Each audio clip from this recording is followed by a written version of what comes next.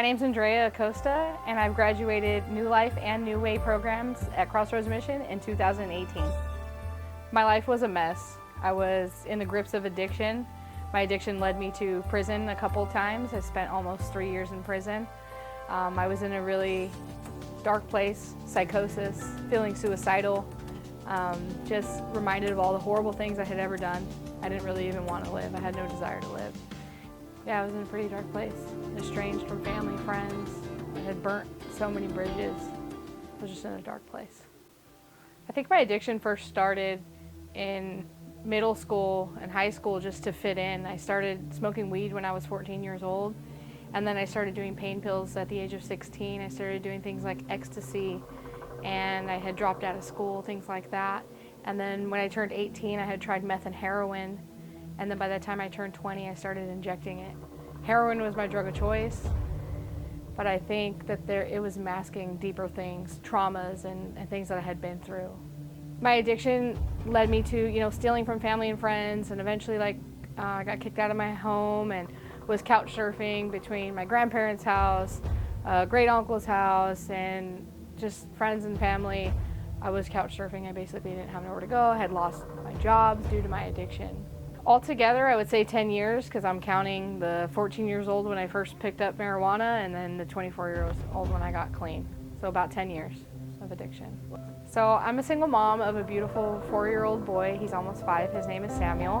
And then my mother helps me watch him and take care of him. So they're in my immediate household. I also have a little brother who lives out here in Yuma as well. And I have a little sister who lives in California, and we're all pretty close. My father lives in Texas and has remarried, so I have some stepbrothers and sisters as well, and they come up here to, at least once a year.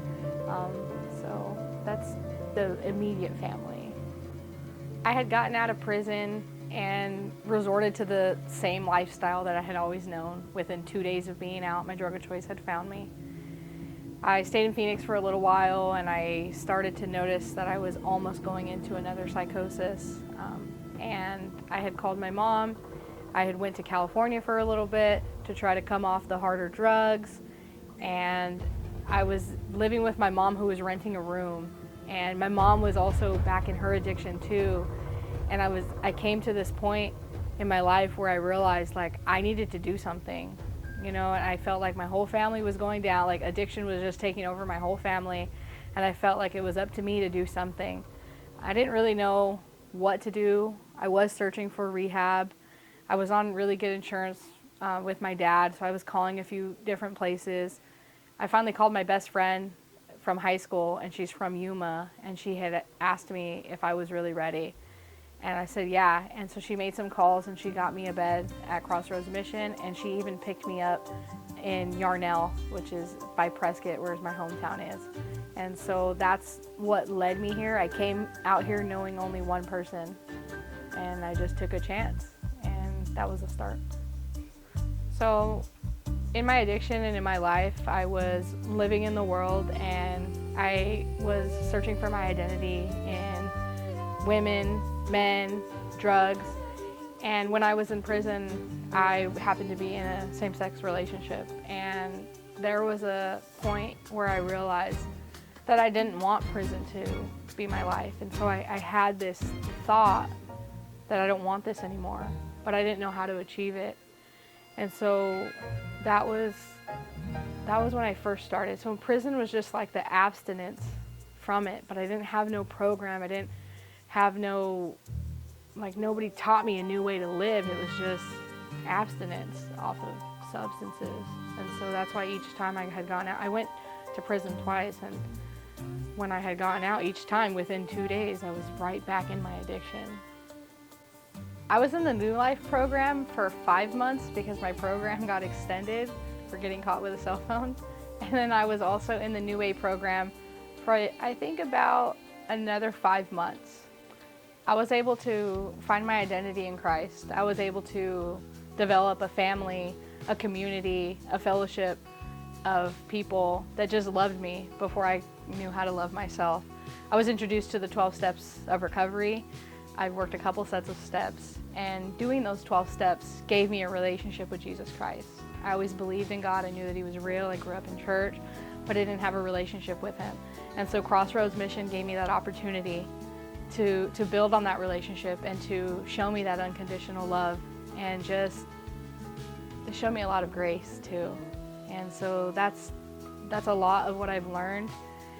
I've learned, I guess, just how to love better, how to be a part of something. That's what Crossroads Mission has taught me. It was definitely the people that worked there. I just truly felt that they cared. It was about the volunteers. People meeting me right where I was. They didn't tell me that I needed to change. You know, in my appearance, there has been a change. I used to dress differently. I used to dress like a boy. I was openly bisexual, and I didn't feel condemned by it.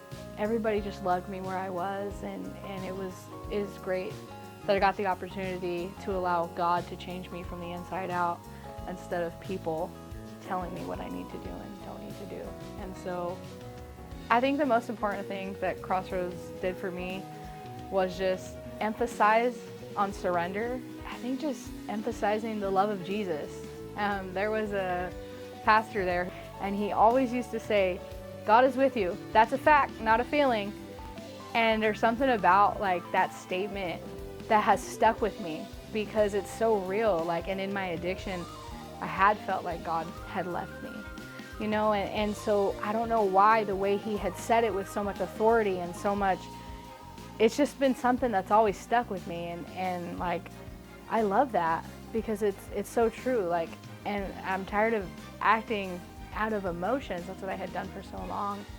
And so Crossroads Mission has just taught me to surrender to the will of Jesus, and to allow him to just, you know, guide me and allow me that grace, and to remind me that I'm human and that I may mess up, but it's okay. Like, he's there with me, and it's about progress, not perfection.